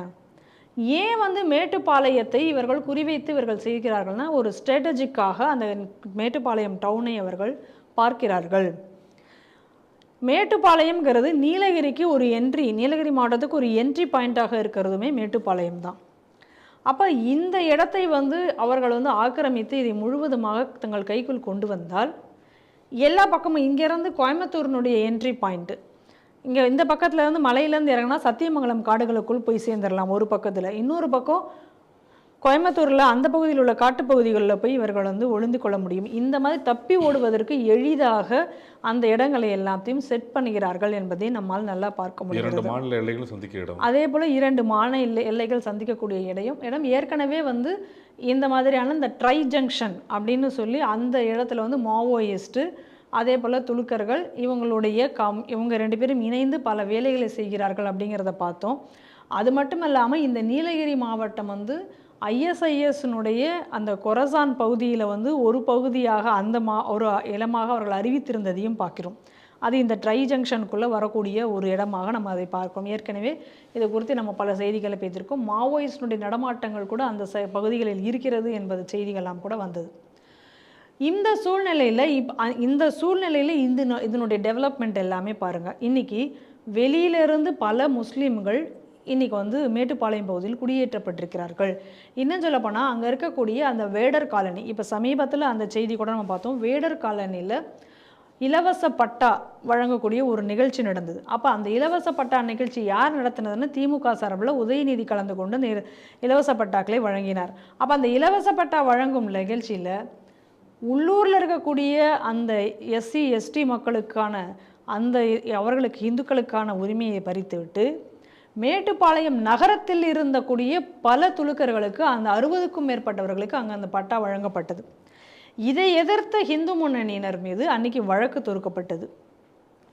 இந்த செய்தியெல்லாம் நம்ம ஏற்கனவே பார்த்தோம். எப்படி இன்னைக்கு மேட்டுப்பாளையத்தை முற்றுகையிடுகிறார்கள்ங்கிறதுக்காக நான் இந்த ஒரு விஷயமாக நான் சொல்கிறேன். அதுக்கடுத்து அங்கே பார்த்தோம்னா அங்கே இருக்கக்கூடிய நகராட்சி வள்ளுவர் தொடக்கப்பள்ளி, அந்த வள்ளுவர் தொடக்கப்பள்ளியை எப்படியாவது உருது பள்ளியாக, அரபு பள்ளியாக மாற்ற வேண்டும் என்பதற்கான ஒரு தீவிர முயற்சியும் அங்கே நடந்து கொண்டிருக்கிறது அப்படிங்கக்கூடிய குற்றச்சாட்டையும் இன்றைக்கி அங்கே வைத்திருக்கிறார்கள். என்ன சொல்கிறாங்க அப்படின்னு சொன்னால், அந்த பகுதியில் இப்போ ரம்ஜான் மாதத்துக்கு எப்பயும் இல்லாத வகையில், அதாவது சீக்கிரமாகவே பள்ளிக்கூடத்தை ரம்ஜான் நோபிற்காக பள்ளிக்கூடத்தை முடித்து அனுப்பிவிட்டு கொண்டிருக்கிறார்களாம். அந்த இதுவும் இப்போ நடந்து கொண்டிருக்கிறது. அங்கே இருக்கக்கூடிய ஒரு துலுக்க ஆசிரியை, மதம் மாறிய ஒரு துலுக்க ஆசிரியர், இவர்களெல்லாம் சேர்ந்து அதை அரபு பள்ளியாக மாற்ற முயற்சி செய்து கொண்டிருக்கிறார்கள் அப்படிங்கக்கூடிய ஒரு செய்தியும் இங்கே வருகிறது. அது மட்டும் இல்லாமல் அந்த மேட்டுப்பாளையத்தில் இருக்கக்கூடிய சிக்கசாம்பாளையம் அப்படிங்கக்கூடிய கிராம நிர்வாக அலுவலர், அதாவது விஏஓ, அவரே என்ன பார்த்தீங்கன்னா அவர் ஒரு துலுக்கனாக இருக்கிறார். அப்போ அவரும் என்ன செய்கிறாருன்னா, அவர் அங்கே இருக்கக்கூடிய வருவாய் அலுவலர்கள், அவர்கள் எல்லாருமே சேர்ந்து இப்போ வருவாய் அலுவலகத்தில் வந்து அதிக அளவில் வந்து துலுக்கர்களுக்கு இடம் கொடுக்குற மாதிரி முக்கியத்துவம் பெறுகிற மாதிரியான வேலைகளை செய்து வருகிறார்கள். அவர்களுடைய உதவியால் தான் இப்போ அவர் பேர் வந்து யாசர் அராஃபத் அப்படிங்கிறவுடைய பேர். அவருடைய இதால் தான் இந்த வந்து இன்றைக்கி இருக்கக்கூடிய இந்த காலம்பாளையத்தினுடைய மசூதி கட்டுறக்கூடிய விஷயமும் அங்கே நடந்திருக்கிறது. ஹிந்து முன்னணி இதை கண்டுபிடித்து இவர்கள் வந்து அதற்காக வழக்கு போட்டு அதை தடுத்து நிறுத்தியிருக்கிறார்கள். ஆனால் தொடர்ந்து வந்து இதுக்காக வந்து அங்கே இந்து முன்னணியில் இதுக்காக பல விஷயங்கள் அங்கே நடந்து கொண்டிருக்கிறது. தொடர்ந்து அவர்கள் இதுக்காக ஃபைட் பண்ணுறாங்க. அது இந்த இடத்த எப்படி படிக்கிறாங்கன்னா, இது வக்ஃப் ப்ராப்பர்ட்டி அப்படின்னு சொல்லிட்டு, அது வக்ஃப் ப்ராப்பர்ட்டி, அதனால் நாங்கள் வந்து இந்த இடத்துல வந்து மசூதி கட்டுறோம். ஆனால் அந்த இடத்துல துலுக்க குடும்பங்களே கிடையாது. ஆனால் அந்த இடத்துல வந்து இவர்கள் வந்து கட்ட வராங்க. ஒரு 2-3 கொஞ்சம் சில ஃபேமிலிஸ். ஆனால் அந்த இடத்துல வந்து ஒரு மதரசாவை நீங்கள் நல்லா பார்க்கணும். எல்லா இடங்களிலும் இவர்கள் கட்டக்கூடியது மதரசாவை கட்டக்கூடிய ஒரு வேலையை அங்கே பார்த்து கொண்டிருக்கிறார்கள். வரைபடம் இருக்குமே. ஆமாம், அந்த வரைபடங்களை எல்லாத்தையும் அதற்கான அப்ரூவல் வழங்கக்கூடிய இடத்தில் இருப்பதும் கூட இன்றைக்கி ஏன்னா இன்றைக்கி விஏஓ அலுவலரே வந்து துலுக்கனாக இருப்பதனால அவர்களுக்கு சாதகமாக என்னெல்லாம் உண்டோ அதே போல் அவர்கள் செய்து கொண்டிருக்கிறார்கள். இன்னும் சொல்லப்போனால் அந்த வரைபடத்தின் அப்ரூவல் கொடுக்கக்கூடிய சில பேர் அவர்கள் எல்லாமே ஒருத்தர் இருப்பார். அவர் தான் அந்த வரைபடத்தை நகரத்தோட பிளானிங்கில் வரைபடத்தை வரைவார். அந்த வரையக்கூடிய நபரும் இன்றைக்கி துலுக்கராக இருக்கிறார்கள். அவர்களுக்கு தான் இவங்க வந்து அவங்கக்கிட்ட தான் கொடுத்து இந்த வரைபடத்தை அப்ரூவல் வாங்கணும் அப்படின்னு சொல்லி விஏஓ வந்து இன்றைக்கி வற்புறுத்துவதாகவும் அதன் மூலமாக பல லஞ்சம் ஊழல்லாம் பண்ணி கொண்டிருக்கிறார்கள் அப்படிங்கக்கூடிய செய்தியும் அந்த பகுதியிலிருந்து வந்து கொண்டிருக்கிறது. இப்படியாக இன்றைக்கி மேட்டுப்பாளையத்தை குறிவைத்து இன்றைக்கி துலுக்கர்கள் செயல்பட்டு கொண்டு வருகிறார்கள். இன்னும் சொல்லப்போனால் இந்த யாசர் அராஃபத் என்பவர் ஜமாயத்தே இஸ்லாமி ஹிந்த் அப்படிங்கக்கூடிய அமைப்பில் தொடர்பு இருந்ததா, என்ன தடை செய்யப்பட்ட அமைப்பு, அதனுடைய அமைப்பின் தொடர்பில் இருப்பதாகவும் கூட சொல்கிறார்கள். அதை பற்றின முழு விவரம் நமக்கு இன்னும் தெரியவில்லை. ஆனால் அதில் இருப்பதாகவும் சொல்கிறார்கள். இப்படி அங்கே வந்து ஒரு அடிப்படைவாத முஸ்லீம்களுடைய கையில் இன்றைக்கி அந்த மேட்டுப்பாளையம் சிக்கி கொண்டு வருகிறது. காரணம் என்னென்னா, நான் முன்னாடியே சொன்ன மாதிரி அது வந்து ஒரு ஸ்ட்ராட்டஜிக் பாயிண்ட்டாக இருப்பதனால அந்த இடத்தை சூழ்ந்து ஆக்கிரமித்து கொண்டால் அவர்களுக்கு இந்த தப்பி ஓடுவதற்கு, காடுகளில் மறைந்து கொள்வதற்கு, இந்த ஏரியாவை முழுவதுமாக ஆக்கிரமிப்பதற்கு இன்றைக்கி வசதியாக இருக்கும். ஏற்கனவே பிஎஃப்ஐ வந்து மேற்கு தொடர்ச்சி மலையில் தான் ஆயுத பயிற்சிகளை, அதாவது இன்றைக்கி தடை செய்யப்பட்ட அமைப்பான பிஎஃப்ஐ அங்கே மேற்கு தொடர்ச்சி மலைகளில் தான் ஆயுத பயிற்சிகளை எடுத்தார்கள் என்று பார்த்தோம். மேற்கு தொடர்ச்சி மலை முழுவதுமாக ஆக்கிரமிப்பதனுடைய ஒரு பிளானாகத்தான் இன்றைக்கி மேட்டுப்பாளையத்தை அவர்கள் இன்று ஆக்கிரமித்து வருகிறார்கள். இன்னொரு பக்கம் பாருங்கள், பாலக்கோடுலேருந்து உக்கடம் வழியாக வந்து கோயம்புத்தூரில் என்ட்ரி ஆகணும். அப்படி கார்லா வழியாக பாலக்காடு வழியாக வரும்பொழுது, அப்போ பாலக்காடு வழியாக வரும்போது இன்றைக்கி உக்கடம் பகுதி முழுவதுமாக இன்றைக்கி துலுக்கர்கள் கையில் அவர்கள் ஆக்கிரமித்து வைத்திருக்கிறார்கள். கோயம்புத்தூரினுடைய அனைத்து என்ட்ரி பாயிண்ட், இப்போ இன்னொரு என்ட்ரி பாயிண்ட் இந்த மேட்டுப்பாளையம் வழியாக கோயம்புத்தூருக்கு வரலாம். அப்போ அந்த என்ட்ரி பாயிண்ட்லேயும் இவர்கள் அங்கே எடுத்து ஆக்கிரமித்திருக்கிறார்கள். இப்படி ஸ்ட்ராட்டஜிக்காக கோயம்புத்தூரை சுற்றி வளைத்து, ஏற்கனவே கோயம்புத்தூர் எந்த அளவுக்கு ஆபத்தாக இருந்தது என்கிற செய்திகள் எல்லாம் பார்த்துருக்கிறோம். ஏற்கனவே கோட்டைமேடு பகுதி எப்படி தாக்கப்பட்டது, அது யார் ஆட்சி காலத்தில் தகர்க்கப்பட்டது என்ற செய்திகள் எல்லாம் நமக்கு ஏற்கனவே. அப்போ திமுக இப்பொழுது ஆட்சியில் வந்ததுக்கப்புறம் இன்றைக்கி இந்த மாதிரியான ஒரு சூழ்நிலை இங்கே இருக்கிறது. ஏற்கனவே கோயம்புத்தூரில் தான் இப்போ கூட வந்து சமீபத்தில் அந்த சிலிண்டர் குண்டுவெடிப்பு நிகழ இருந்தது. ஆனால் அது காப்பாற்றப்பட்டது அப்படிங்கிறதையும் நம்ம பார்க்குறோம். தொடர்ந்து இன்றைக்கி என்ஐஏ பல ஆட்களை பிடித்த வண்ணமும் இருந்து கொண்டிருக்கிறார்கள். அப்போ இப்படிப்பட்ட ஒரு ஆபத்தில் இன்றைக்கி வந்து கோயம்புத்தூர் இருக்கிறது. கோயம்புத்தூர் மட்டும் இல்லாமல் அதனுடைய ஒட்டி இருக்கக்கூடிய மேட்டுப்பாளையம் பகுதியும். ஏற்கனவே வந்து ஹிந்து அமைப்பினர்கள் மேட்டுப்பாளையத்தில் பலர் அங்கே தாக்கப்பட்டிருக்கக்கூடிய சம்பவங்களும் இனி நடந்து கொண்டிருக்கிறது. இந்த மாதிரியான சூழ்நிலையில் இன்றைக்கி இதற்கு ஆதரவாக இன்றைக்கி செயல்படக்கூடிய ஒரு ஆட்சியும் இருப்பதனால மேட்டுப்பாளையம் ஒரு மிகுந்த ஒரு அபாயகரமான சூழ்நிலையில் இனி இருக்கிறது என்பதை நாம் தெளிவாக புரிந்து கொள்ள வேண்டும். உடனடியாக என்ஐஏ இந்த பகுதியில் தலையிட்டு இந்த பகுதி முழுவதுமாக இந்த விஷயங்கள் எல்லாம் நடந்து கொண்டிருக்கக்கூடிய விஷயங்களை எல்லாத்தையும் ஆராய்ந்து இதற்கு பின்னாடி யார் யார் இருக்கிறார்களோ என்பதை பார்த்து இதற்கு ஒரு தீவிரமான ஒரு நடவடிக்கை எடுக்க வேண்டும். இல்லைன்னா கோயம்புத்தூர், ஏற்கனவே கேரளா வந்து இன்றைக்கி வந்து எப்படி இருக்குது அப்படிங்கிறது தெரியும். ஜிஹாதிகளினுடைய ஒரு பூமியாகவே இன்றைக்கி வந்து கேரளா அப்படிங்கிறது மாறிக்கொண்டிருக்கிறதே பார்க்கிறோம். அதே போல் இன்றைக்கி கோயம்புத்தூரும் இந்த சுற்றுப்புற பகுதிகளிலும் மாறுவதற்கு வெகு காலமாகாது. அதனால் மிகுந்த எச்சரிக்கையோடு செயல்பட வேண்டிய ஒரு காலகட்டம். அதனால் உடனடியாக கோயம்புத்தூரும் மேட்டுப்பாளையம் காப்பாற்றப்பட வேண்டுமென்றால் இந்த பகுதிகளில் இந்த சட்டவிரோத மசூதிகள் அனைத்தும் தடுத்து நிறுத்தப்பட்டு இதன் பின்னால் செயல்பட்டு கொண்டிருப்பவர்கள் யார் என்பதையும் பார்த்து என்னையே நடவடிக்கை எடுக்க வேண்டும். மத்திய அரசும் விழிப்புடன் செயல்பட வேண்டிய நேரம் என்பதையே இன்னைக்கு உள்ள மேட்டுப்பாளையத்தினுடைய ரிப்போர்ட் நமக்கு தரக்கூடிய ஒரு செய்தியாக இருக்கிறது. இந்து முன்னணி தலைவர் காடேஸ்வரராவ் ஒரு கடுமையான ஒரு கண்டன அறிக்கையை வெளியிட்டிருக்காரு. எதற்காக பார்த்தீங்கன்னா திருநெல்வேலியில் இருக்கிற கற்பாந்துறைன்ற கிராமத்தில் இருக்குது. அந்த கிராமத்தில் அலியாபதீஸ்வரம் சிவகாமி அம்பாள் கோயில் இருக்குது. இந்த கோயிலுக்கு சொந்தமான ஒரு நந்தவனம் இருக்குது. இந்த நந்தவன நிலத்தில் ஒரு 70 சென்ட் இடத்த என்ன பண்ணியிருக்காங்கன்னா பக்கத்தில் ஒரு முன்னாள் பஞ்சாயத்து தலைவர் ஆக்கிரமிப்பு பண்ணியிருக்காரு. ஆக்கிரமிப்பு பண்ணி அவரோட பேர் என்னென்னா தர்மராஜ். தர்மராஜ் என்ன பண்ணியிருக்காரு, ஆக்கிரமிப்பு பண்ண இல்லாமல் என்ன அங்கே அந்த இடத்துல செங்கல் சூளை கோழிப்பண்ணை அது வச்சுருந்தா பிரச்சனை இல்லை. அதோட என்ன சர்ச்சும் கட்டு வச்சுருக்காங்க. ஒரு டெம்பரரி சர்ச் ரெடி பண்ணி இது பண்ணி இது தொடர்பாக கடந்த மாதம் இந்து முன்னணி தொடர்பாக அறநிலைத்துறைக்கு புகார் கொடுத்தும் அது தொடர்பாக போராட்டம் நடத்தியிருந்தாங்க. எப்பயுமே போராட்டம் நடத்தினா இந்த இடத்துக்காரங்களுக்கு பிடிக்காது. அதனால் என்ன பண்ணியிருக்காங்க இவர் என்ன பண்ணியிருக்காரு, அந்த போராட்டம் நடத்துகிற சங்கர் மற்றும் சுரேஷ் இவங்க தான் கலெக்டர் மனுவாக கொடுத்துருக்காங்க. அந்த சங்கரோட கடையை போய் என்ன பண்ணியிருக்காங்க, அந்த ஒரு 2 பேர் ஒன்று பண்ணியிருக்காங்க. போதையில் போய் சங்கர் இல்லாத நேரத்தில் ஒன்று இருக்காங்க, தகராறு பண்ணியிருக்காங்க. தகராறு பண்ணி இறக்குறைய ஒரு கலைபுரத்தை உருவாக்கியிருக்காங்க. இது தொடர்பாக அவங்க காவல் நிலையத்தில் புகார் கொடுத்த போது அவங்க கவுண்டர் புகார் கொடுத்துருக்காங்க. அந்த யார் மேலே புகார் கொடுத்தாங்களோ அந்த நபரை இவங்க ஜாதி பேரை சொல்லி திட்டினதாக அந்த சங்கர் மனைவியும் அவரோட வெறும் புகார் கவுண்டர் கொடுத்துருக்காங்க. மேலும் அவங்க மேலும் என்ன பண்ணியிருக்காங்க, ஒரு 12 பேர் மேலேயும் ஒரு தர்மராஜ் புகார் கொடுத்துருக்காரு. ஏன்னா இந்த இந்து முன்னணி நிர்வாகி யாரெல்லாம் ஆர்ப்பாட்டம் பண்ணாரோ அவருக்கு எதிராக பண்ணியிருக்காங்க. ஒரு தொடர்பாக காவல்துறை வழக்கு பதிவு செஞ்சுருக்காங்க. இந்த பொய் வழக்கை ரத்து செய்ய வேண்டும் என்று இந்து முன்னணி தலைவர் காடேஸ்வரராவ் அறிக்கை விட்டுருக்கார். இந்த செய்தியை நீங்கள் எப்படி பார்க்குறீங்க? அதுதான் அதிகார துஷ்பிரயோகம் அப்படிங்கிறது. இன்றைக்கி நடந்திருக்கிறது என்ன சொல்லிட்டு இருக்காங்க, இன்றைக்கி அறநிலையத்துறை அமைச்சர் மற்றவங்களாம் என்ன சொல்கிறாங்க, அறநிலையத்துறை ஆக்கிரமிப்புகளை எல்லாத்தையும் அகற்றி இன்றைக்கி சொத்துக்களை எல்லாத்தையும் மீட்டு கோவிலுக்கு கொடுக்கறது அப்படின்னு சொல்லியிருக்காங்க. இது என்ன மாதிரியான போராட்டம்? அலியாபதீஸ்வரர் கோவிலினுடைய நந்தவன நிலத்தை ஆக்கிரமித்து அநியாயத்திலும் அநியாயம் அதில் ஒரு சர்ச்சு வேற கட்டுறதுக்கு முயன்றிருக்கிறார். அதை தான் அகற்றக்கோரி இன்றைக்கி பல போராட்டங்களை அதுக்கு இந்து முன்னணியினர் கையில் எடுத்து அந்த போராட்டங்களை செய்தார்கள்.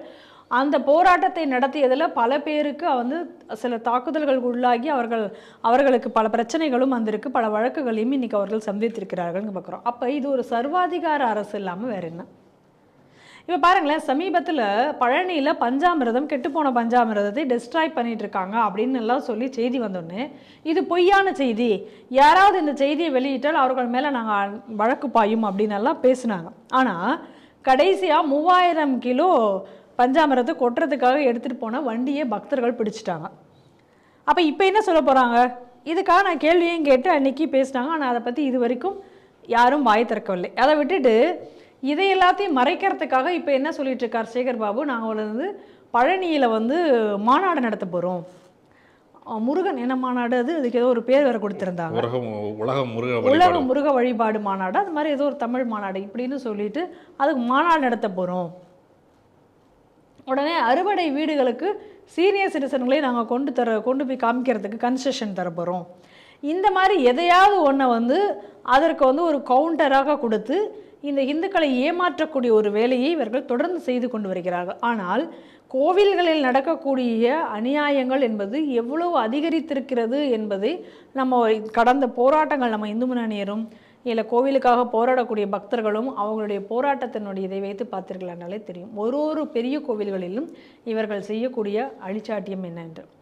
ஆனால் இதே போல் பாருங்கள், இன்றைக்கி கோவில் அப்படிங்கிறது மட்டும் கிடையாது, அரசு செய்யக்கூடிய அநியாயங்களை யார் தட்டி கேட்டாலும் அவர்கள் மேலே உடனே வழக்கு பதிவு செய்வது, அவர்களை வழக்கு பதிவு செய்து அவர்களை அச்சுறுத்துவது, இதை தொடர்ந்து இந்த திமுக அரசு வந்ததிலிருந்தே இதை செய்து கொண்டிருக்கார்கள். பழிவாங்கும் நோக்கில் தான் இந்த அரசானது செயல்பட்டு கொண்டிருக்கிறது நம்ம தொடர்ந்து பார்க்குறோம்.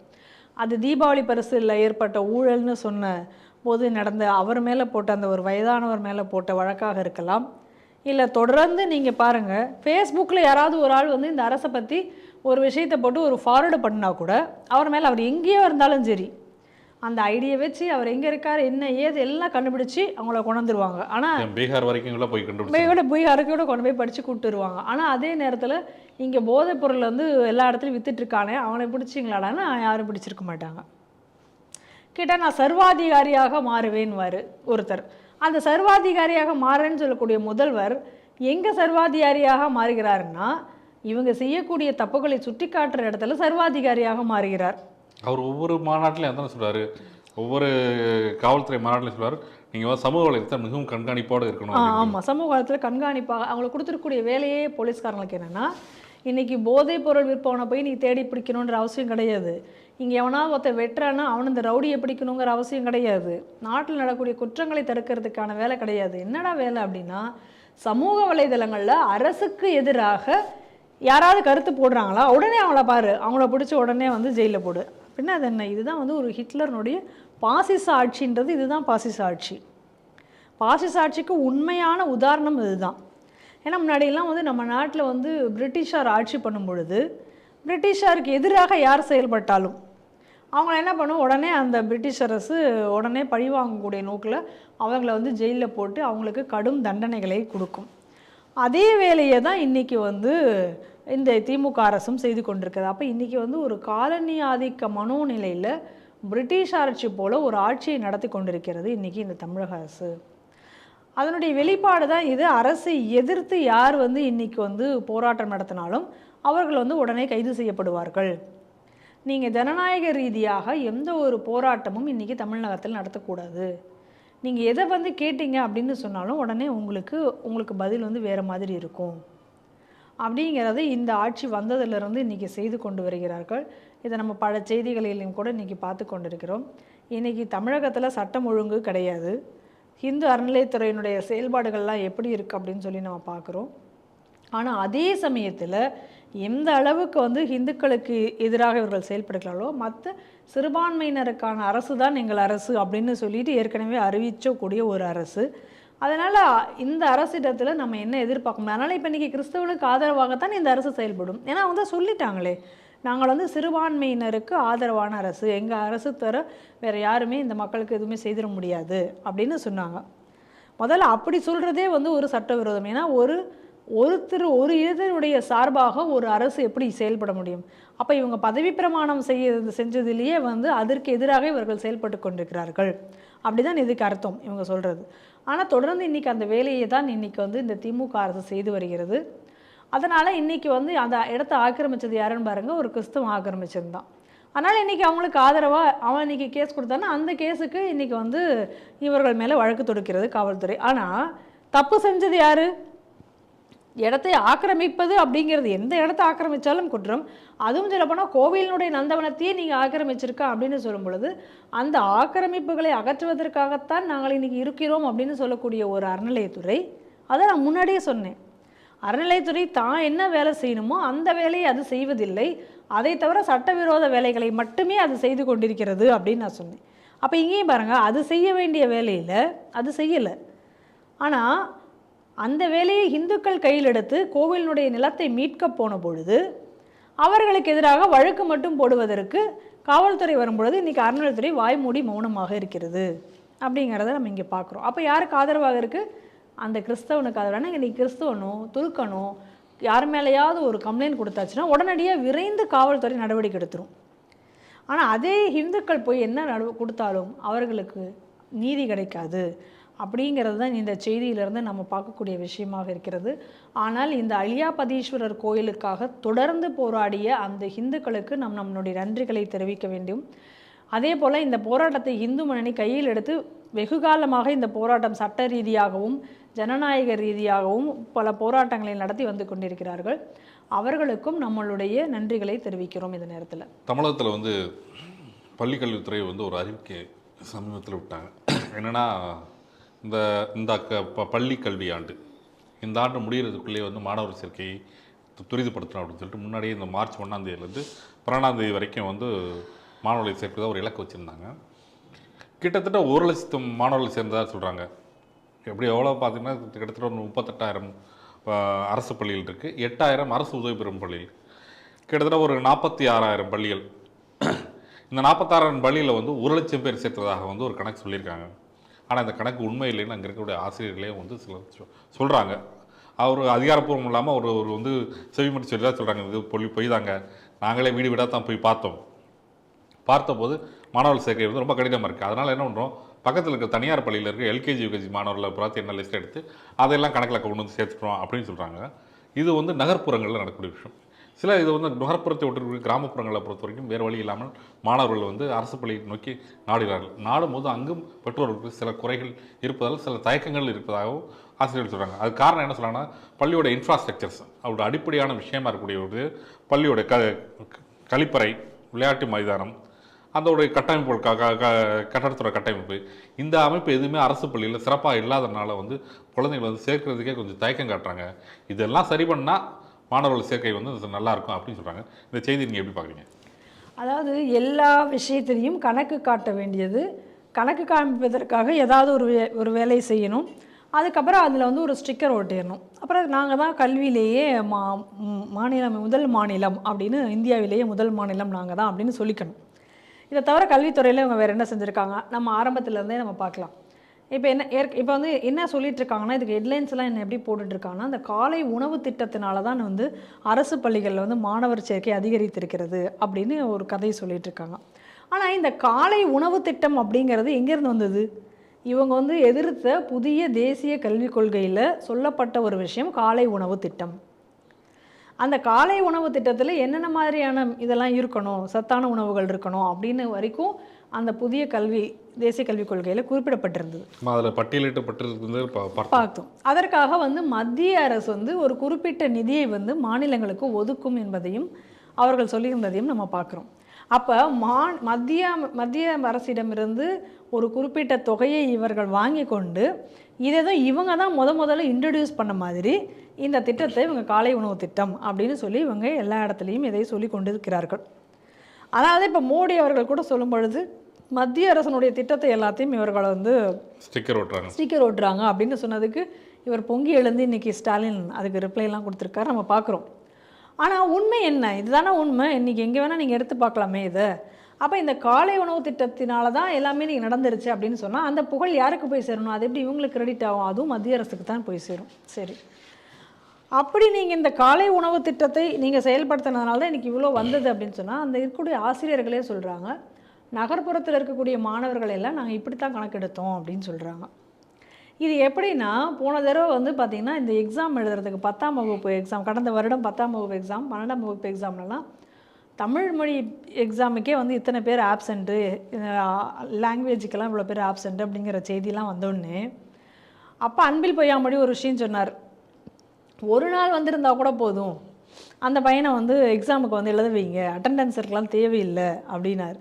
அப்போ அதுக்கு பலத்த எதிர்ப்பு வரவுமே என்ன சொல்லிட்டாரு, நான் அப்படி சொல்லலை அப்படின்னு சொல்லி அதை மாற்றி பேசின அந்த கதையெல்லாம் நம்ம ஏற்கனவே பார்த்துருக்கோம். அதனால் அப்பயே என்ன பண்ணாங்க, அதுக்காக என்ன பண்ணாங்க, விரைவாகவே இன்னொரு எக்ஸாம் வச்சு அதுக்கு வந்து எல்லா மாணவர்களையும் நீங்கள் வந்து எழுத வைங்க, ஆப்சண்ட் ஆன மாணவர்கள்லாம் அவங்களெல்லாம் கண்டுபிடிச்சி எழுத வைக்கிற ஒரு வேலையை வந்து எல்லா ஸ்கூல் டீச்சருக்கும் கொடுத்தாங்க, ஒரு டாஸ்க்.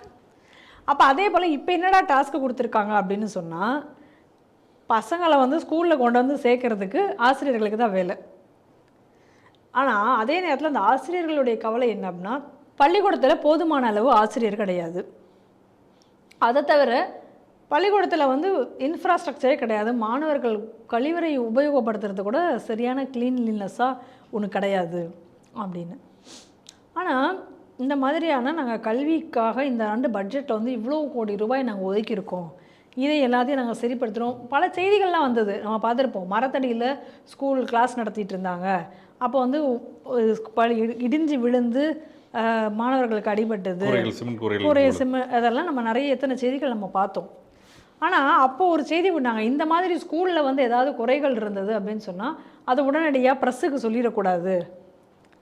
ஞாபகம் இருக்கா உங்களுக்கு? நீங்கள் நேரடியாக வந்து பள்ளிக்கல்வித்துறைக்கு தான் நீங்கள் சொல்லணும், நீங்கள் வந்து ப்ரெஸ்ஸுக்கெல்லாம் நீங்கள் டைரெக்டாக போய் ஆசிரியர்கள் வந்து சொல்லிடக்கூடாது, தலைமை ஆசிரியர்கள்லாம் அப்படின்னு ஒரு செய்தி, வாய்மொழி உத்தரவெல்லாம் போட்டதெல்லாம் நம்ம பார்க்குறோம். அதுக்கப்புறம் இன்றைக்கி போதை, அது இன்றைக்கி அரசு பள்ளியில் எந்த அளவுக்கு தலைவிரித்தாடுகிறதுன்னு பார்க்குறோம். அந்த பள்ளிக்கூடத்தையே மையமாக வச்சு கஞ்சா மற்ற போதைப் பொருட்கள் விற்கக்கூடிய விஷயங்களையும் நம்ம பார்க்குறோம். நம்மளோட தலைமை ஆசிரியர் புலம்பல விட நம்ம ஒரு செய்தியாக நம்ம பார்த்தோம். அது மட்டும் இல்லாமல் மாணவர்கள் வந்து தேர்வு முடிஞ்சோடனே வகுப்பில் இருக்கக்கூடிய பெஞ்சுகளை எல்லாம் உடைத்து விட்டு போனால் எந்த அளவுக்கு டிசிப்ளின் அப்படிங்கிறதை பார்த்தோம். அப்போ இந்த மாதிரி தவறு செய்யக்கூடிய மாணவர்களுக்கு வந்து நீங்கள் வந்து அவங்களுடைய இந்த கான்டாக்ட் சர்டிஃபிகேட்டில் வந்து பேடுன்னு போடக்கூடாது அப்படின்ற உத்தரவெல்லாம் போட்டதுக்கப்புறம் வந்த விஷயங்கள் தான் எல்லாமே. பள்ளியில் உள்ளே புகுந்து ஆசிரியர்களை அடித்த கதைகளையும் நம்ம பார்த்தோம். இது எல்லாமே இந்த தமிழகத்தில் நடந்த, இந்த பள்ளியில் நடந்தக்கூடிய விஷயங்கள் தான். அப்போ இவ்வளவும் இந்த அரசு பள்ளியில் நடந்த பிறகு எந்த அளவுக்கு வந்து மாணவர்களை வந்து கொண்டு வந்து சேர்க்க பெற்றோர்கள் வருவார்கள் அப்படிங்கிறத நம்ம பார்க்கணும் இல்லையா? அப்புறம் இவங்க என்ன சொல்கிறாங்க, நாங்கள் நீட்டை ரத்து செய்ய போகிறோம். ஏன்னா நீட்டு வந்து இங்கே இருக்கிற தமிழக மாணவர்களால் வந்து படித்து எழுதக்கூட முடியாத ஒரு விஷயம். அதானே நீட்டுக்கு இவங்க எதிராக வைக்கக்கூடிய பிரச்சாரம். அப்போ நீங்கள் கிராமப்புறத்தில் இருக்கக்கூடிய மாணவர்களுக்கு ஆசிரியர்கள், போதுமான ஆசிரியர்கள் இல்லாமல், ஒரு போதுமான கல்வியை கொடுக்காம ஒரு பள்ளிக்கூடத்தை வச்சுருந்தீங்கன்னா அந்த மாணவர்கள் எப்படி நீட் தேர்வு எழுத முடியும்? நீட் தேர்வு விடுங்க, இந்த இன்ஜினியரிங் தேர்வு தான் எப்படி எழுதி அவர்கள் பாஸ் பண்ண முடியும்? இன்றைக்கி வந்து ஒரு சப்ஜெக்ட்டுக்கு வந்து ஒரு டீச்சர் ரிட்டையர் ஆகிட்டாங்க அப்படின்னு சொன்னால் அதற்கு பதிலாக அடுத்த டீச்சரை இவர்கள் போடுவதே கிடையாது. அப்போ ஒரு சில பள்ளிக்கூடங்கள்லாம் வந்து தலைமை ஆசிரியர், அதுக்கப்புறம் ஒரு ஆசிரியர், இவ்வளோ மட்டும்தான் இருக்கக்கூடிய 5ஆம் வகுப்பு வரையும் இருக்கக்கூடிய பள்ளிகளை எல்லாம் நம்ம பார்த்துருக்குறோம். எனக்கு தெரிஞ்ச ஒரு ஆசிரியை அந்த மாதிரி ஒரு அரசு பள்ளியில் வேலை பார்த்து கொண்டிருக்கிறார்கள். அவங்க தான் 1லேருந்து 5ஆம் வகுப்பு வரைக்கும் எல்லா கிளாஸையும் அவங்க தான் ஹேண்டில் பண்ணணும். அப்போ எப்படி அந்த மாணவர்களுக்கு இவர்கள் படிப்பு சொல்லித்தர முடியும்? சில இடங்களில் இடப்பற்றார்களே ஒரே வகுப்புறையில் எல்லாரும் நடத்துறது, ஒரே பீரியடில் ஒரே இதில் எல்லாத்தையும் நடத்துறது. இந்த மாதிரி இன்றைக்கி இந்த திராவிட ஆட்சி வந்ததுக்கு பிறகு கல்வியினுடைய தரம் என்பது மிகவும் தாழ்ந்து போய் மாணவர்களுக்கு தமிழ் மொழியும் தெரியாது, ஆங்கில மொழியும் தெரியாது, அப்படியே இருக்கக்கூடிய ஒரு நிலைக்கு அவர்களை கொண்டு வந்து அதோடு இல்லாமல் 8ஆம் வகுப்பு வரை அனைத்து மாணவர்களுக்கும் பாஸ், இந்த மாதிரியான விஷயங்களை எல்லாத்தையும் கொண்டு வந்து அப்போ தேர்வே வேண்டுமா அப்படிங்கிற மாதிரியான சிந்தனைகளை எல்லாம். ஏன்னா பாருங்கள் என்ன சொல்லிட்டு இருக்காங்க, எந்த ஒரு தலைமை ஆசிரியரும் எந்த ஒரு ஆசிரியரும் மாணவர்களை ஒரு போட்டித் தேர்வுக்கு தயார் பண்ணக்கூடியது தான் ஆசிரியராக இருக்கக்கூடியவர்களுடைய வேலை. ஆனால் இந்த ஆட்சி வந்ததுக்கப்புறம் தான் ஒரு வித்தியாசமான சம்பவம்லாம் நடந்தது. தலைமை ஆசிரியர் அந்த ஆசிரியர்களை கொண்டு இந்த திமுக கட்சியினர் நீட் தேர்வை உங்களால் எழுத முடியாது அப்படின்னு சொல்லி மாணவர்களை நீங்கள் எழுத முடியாது அப்படின்னு சொல்லி மாணவர்களை வந்து செயலற்றவர்களாக ஆக்கக்கூடிய ஒரு வேலையையும் இவர்கள் தான் செய்தார்கள். அதே போல் இன்றைக்கி பல திட்டங்களை நாங்கள் கொண்டுறோம், நாங்கள் அதை கட்டுறோம் இதை கட்டுறோம் ஸ்கூலில் அப்படின்னு சொல்கிறது முழுக்கவே இன்றைக்கி வந்து இவர்கள். ஏன்னா இன்னொன்று இதில் நம்ம பார்க்கணும், இப்போ இவ்வளோ பேர் சேர்ந்திருக்கிறார்கள்னு ஒரு சேர்க்கை நம்பர் கொடுத்தா தான் இன்றைக்கி சத்துணவு திட்டம், காலை உணவு திட்டம், மதிய உணவு திட்டம், அதில் வந்து 10 பசங்க தான் இருக்காங்கன்னா 20 பசங்க கணக்கு காமிச்சா அதனுடைய சாப்பாட்டுக்கு கொடுக்கக்கூடிய அந்த கணக்கினுடைய இது என்னாச்சு, கணக்கு என்னாச்சு, அதுலேயும் ஒரு ஊழல். அந்த மாதிரி நிதி பெறலாம், அதுக்கு தகுந்த மாதிரி ஒரு ஊழல். இது எல்லாத்தையுமே வந்து இன்றைக்கி வந்து இவர்கள் செய்து கொண்டிருக்காங்க. இதுலேயும் ஊழல் எப்படியெல்லாம், அதாவது விஞ்ஞானபூர்வ ஊழல், சயின்டிஃபிக் கால்குலேஷன், விஞ்ஞானபூர்வ ஊழல்னு ஏற்கனவே சர்ச்சார் கமிட்டி திமுகவை பார்த்து சொன்னது தான். அதனுடைய பரிணாமங்கள் வெவ்வேறு மாதிரி இன்றைக்கி வந்து இதில் நடந்து கொண்டிருக்கிறது. இந்த காலத்துக்கு தகுந்த மாதிரி அதனுடைய பரிணாமங்கள் மாறிக்கொண்டிருக்கின்றன. அப்போ மொத்தமாக இன்றைக்கி தமிழகத்தில் மாணவர்களுடைய கல்வி தரத்தை ஒழித்து மாணவர்களுடைய எதிர்காலத்தை கேள்விக்குறியாக்கியது தான் இவர்கள் செய்த சாதனை. அதனால் இந்த மாணவர் சேர்க்கை அப்படிங்கிறது எப்பயும் போல இவங்க ஒட்டக்கூடிய ஸ்டிக்கரில் இதுவும் ஒன்று. ஏன்னா எல்லாமே சொல்லுவாங்க, நாங்கள் பொருளாதார குழு வச்சோம், 1 ட்ரில்லியன் பொருளாதாரமாக மாற்ற போகிறோம், முதலீட்டாளர் மாணவர்கள் வளர்ந்து போச்சு, இவ்வளோ முதலீடுகள் வந்திருக்கிறது அப்படின்னு இவர்கள் கணக்காக சொல்லி கொண்டிருக்க மாதிரி இதுவும் ஒரு கணக்கு காட்டக்கூடிய ஒரு ஏமாற்று வேலை, ஒரு கண் துடைப்பு நாடகம். அதை தவிர இந்த செய்தியில் வேறு எதுவும் பெருசாக சொல்கிறதுக்கு இல்லை. இன்னொரு பக்கம் இது ஊழல் செய்வதற்கான ஒரு கணக்கு, அவ்வளோதான். பாரத பிரதமர் மோடி வந்த பிறகு பார்த்திங்கன்னா உலக நாட்டில் பல மாற்றங்களை கொண்டு வந்தார் சொல்லலாம். உலக நாட்டில் இந்தியாவோட இதை பார்த்திங்கன்னா ஒவ்வொரு விஷயத்திலும் இந்தியா அதனோட தனித்துவத்தை இது பண்ணியிருக்கு. இந்த நிலையில் போயிட்டு இருக்கும்போது இந்தியாவோட அடுத்த நிலைக்கு இது மூவ் ஆகிருக்குன்னு கூட சொல்லலாம். பார்த்திங்கன்னா உலக நாடுகள் எல்லாருமே ஒரு டாலரை நம்பி தான் இருந்தாங்க. ஏன்னா எந்த நாடுகளும் வந்து ஒரு 3ஆம் வகையான 2 நாட்டுக்கு தனி கரன்சி இருந்தாலும் ஒரு 3வது பணத்தை வைத்து தான் வந்து தன்னுடைய வர்த்தக பரிமாற்றங்களை பண்ணி கொண்டு வந்திருந்தார்கள். அப்படி வரும்போது மோடி அவர்கள் சில விஷயங்கள் மாற்றங்கள் தன்னோட பொருளாதார அந்நிய செலவணி கொள்கிற மாற்றத்தை கொண்டு வந்த ஒரு விஷயம் தான் வந்து இந்திய ரூபாயில் வர்த்தகம். இந்த வர்த்தகத்தை வந்து சவுத் ஏஷியன்ஸ் கண்ட்ரிஸ் இது எல்லாமே பெரும்பான்மையான நாடுகள் வந்து இது வரவேற்க தொடங்கிட்டாங்க.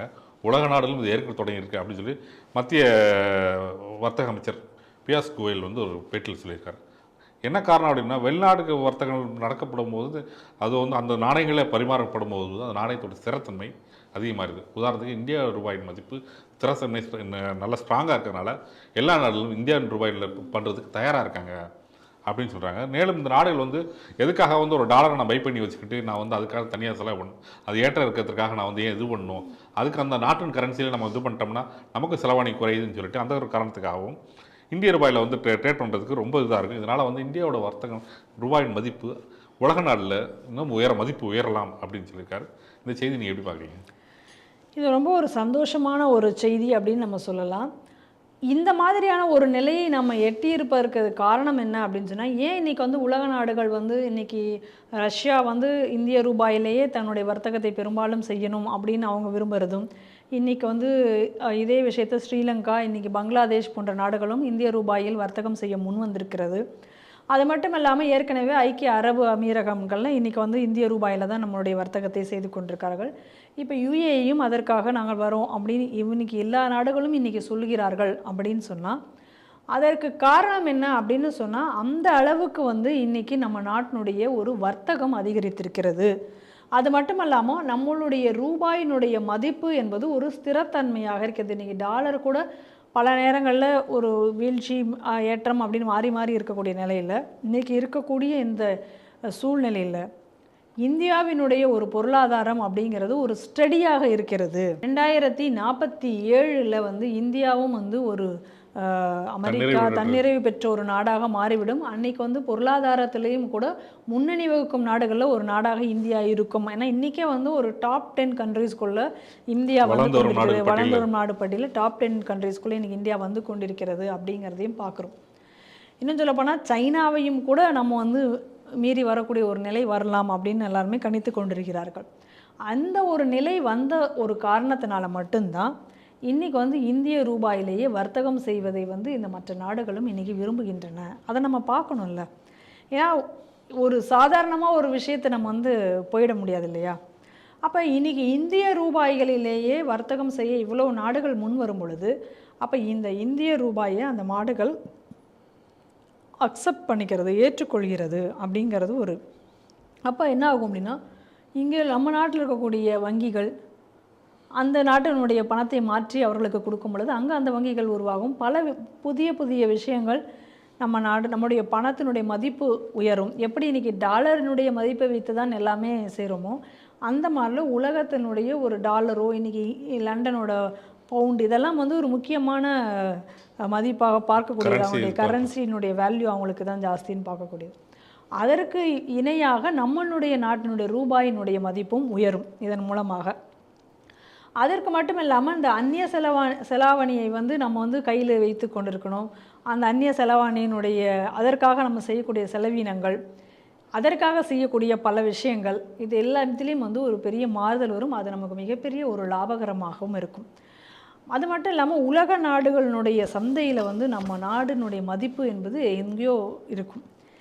இதெல்லாம் வந்து இந்த சாதனை எல்லாமே இன்றைக்கி வந்து பிரதமர் மோடி அவர்கள் வந்து இந்த குறுகிய இந்த காலகட்டத்துக்குள்ளாக இவ்வளவும் நடந்திருக்கிறது. ஏன்னா ஒரு விஷயத்தை நம்ம நல்லா பார்க்கணும். பிரதமர் மோடி அவர்கள் பொறுப்பேற்ற பொழுது, ஆட்சி பொறுப்பேற்ற பொழுது நம்ம நாட்டினுடைய பொருளாதார நிலை எங்கே இருந்தது அப்படின்னு நமக்கே தெரியும். எவ்வளவு அது வீழ்ச்சி அடைந்திருந்தது, எத்தனை பேங்குகள் திவாலாகி இருந்த சூழ்நிலை, எவ்வளோ பேர் கடன் வாங்கிட்டு தலைமறைவாக வெளிநாடுகளுக்கு தப்பி சென்ற சூழ்நிலை எல்லாம் இருந்தது. இந்த 10 வருஷத்தில் வந்து எந்த பெரிய பேங்கும் திவாலாகவில்லை. பல சீர்திருத்த நடவடிக்கைகளை கொண்டு வந்து, இன்னும் சொல்ல போனால் எவெல்லாம் இந்த நாட்டில் லோனை வாங்கிட்டு இங்கே ஏமாற்றிட்டு ஓடி போனாங்களோ அவங்கள வரைக்கும் திரும்பி வச்சு அவங்கக்கிட்ட இருந்து அந்த லோனை திரும்பி பெறக்கூடிய ஒரு செயலியும் இன்றைக்கி வந்து செய்து காட்டியிருக்கிறார்கள். சொத்துக்களை பறிமுதல் செய்து அட்டாச் பண்ணி பல வேலைகளை செய்து, அந்த என்னெல்லாம் இந்த காங்கிரஸ் அரசாங்கம் இருந்த பொழுது என்னெல்லாம் பொருளாதாரத்தை எப்படியெல்லாம் சீரழிக்க முடியுமோ அவ்வளோ சீரழித்ததை அத்தனையும் மாற்றி கொண்டு வந்து இன்றைக்கி ஒரு பொருளாதாரத்திலையும் வல்லரசாக ஒரு நம் நாட்டை இன்றைக்கி கொண்டு வந்து கொண்டிருக்கிறார். அது மட்டும் இல்லாமல் இன்றைக்கி பாருங்கள், ஈவன் இந்த கொரோனா பீரியடு முழுக்க எல்லா நாடுகளுமே கூட ஒரு ஆட்டம் கண்ட பொழுது கூட நம்ம நாடு அன்னைக்கு பல நாடுகளுக்கு உதவியும் செய்து, நம்ம நாட்டிலேயே நம்ம வந்து ஒரு வேக்சினையும் தயாரித்து அந்த வேக்சினை நாடு முழுக்க இருக்கக்கூடிய அத்தனை மக்களுக்கும் இலவசமாக கொடுத்து இவ்வளவும் செய்யக்கூடிய அளவுக்கு நம்ம நாட்டினுடைய பொருளாதாரத்தை அவர் கொண்டு வந்திருக்கார். இப்போ கூட பாருங்கள், இன்றைக்கி வந்து சொல்லியிருக்காரு, இனி வந்து லேப்டாப், மொபைல் இந்த மாதிரியான விஷயங்களுக்கு வெளிநாடுகளை வந்து நீ நாம் நம்பி இருக்க தேவையில்லை அப்படின்னு சொல்லிட்டு இன்றைக்கி 3 கண்டக்டர் ஃபேக்ட்ரிஸை வந்து இன்றைக்கி வந்து திறந்து வைத்திருக்கிறார். இனி அந்த பொருட்களும் நம்ம நாட்டிலேயே தயார் செய்யப்பட வேண்டும், நம்ம நாட்டிலே தன்னிறைவடைய வேண்டும் அப்படின்னு சொல்லிட்டு. அதே போல் இராணுவ தளவாடங்கள் எடுத்துக்கொள்ளலாம். அதுவும் இப்போ உள்நாட்டில் எந்த அளவுக்கு இப்போ நம்ம உற்பத்தி செய்து அதை நம்ம வந்து ஏற்றுமதி செய்யக்கூடிய அளவுக்கு வளர்ந்துருக்கிறோம். இப்படி ஒவ்வொரு துறையிலையுமேயே பிரதமர் மோடி அவர்கள் வந்ததுக்கப்புறம் வளர்ச்சி அடைந்ததனுடைய ஒரு விளைவாக இன்றைக்கி வந்து இந்த கரன்சியை வந்து அக்செப்ட் பண்ணிக்கக்கூடிய ஒரு நிலை அப்படிங்கிறது உருவாகிருக்கு. இதன் மூலமாக வெளிநாடுகளில் வந்து நம்ம நாட்டினுடைய இன்ஃப்ளூயன்ஸ் அப்படிங்கிறது வந்து அதிகரிக்கும். ஸோ இந்த கரன்சி அக்செப்டன்ஸுங்கிறது வெறும் ஒரு எக்கனாமிக்ஸோ இல்லை வெறும் ஒரு பாலிட்டிக்ஸோ மட்டும் கிடையாது, மிலிட்ரி பவர் அப்படின்னு சொல்லிட்டு பல விஷயங்கள்லையுமே கூட இந்தியாவினுடைய ஒரு பெரிய வளர்ச்சியை வந்து இது எடுத்துக்காட்டுவதாக இந்த வளர்ச்சிங்கிறது அமையும். அதனால் நம்ம நாடு பிரதமர் மோடி அவர்கள் அடிக்கடி சொல்வது போல் மீண்டும் அவர் ஆட்சிக்கு வர வேண்டும். அவர் அப்படி ஆட்சிக்கு வரும்பொழுது இந்தியா நிச்சயமாக ஒரு பவர்ஃபுல் நேஷனாக அவர் உருவாக்குவார் அப்படிங்கிறதுல நமக்கு எந்த விதமான ஐயமும் இல்லை. அதனால் நம்ம வந்து பிரதமர் மோடி அவர்களுடைய கருத்தை வலு சேர்க்க வேண்டுமானால் அவரை மீண்டும் ஆட்சியில் அமர வைக்க வேண்டும். அப்பொழுது தான் நம்ம இந்தியா இன்றைக்கி எவ்வளோ தூரம் வல்லரசாக வந்திருக்கிறதோ அது முழுமையடைந்து ஒரு மிகப்பெரிய ஒரு நாடாக வளர்வதற்கு நாம் மக்களாகிய நாமும் அவருடைய கரங்களை வலுப்படுத்த வேண்டும். நன்றி மேடம். நன்றி. இத்துடன் செய்திகள் சிந்தனை நிகழ்ச்சி நிறைவடைகிறது. மீண்டும் அடுத்த ஒரு நிகழ்ச்சியை சந்திக்கும் வரை உங்களிடம் விடைபெறுகிறேன். நன்றி, வணக்கம், ஜெய்ஹிந்த். ஜெய்ஹிந்த்.